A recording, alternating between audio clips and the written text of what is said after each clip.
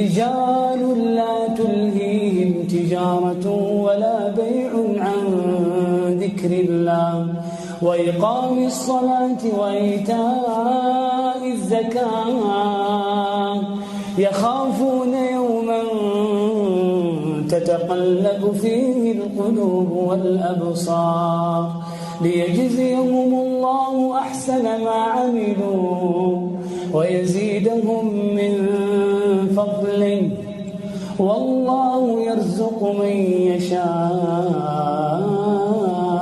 بغير حساب.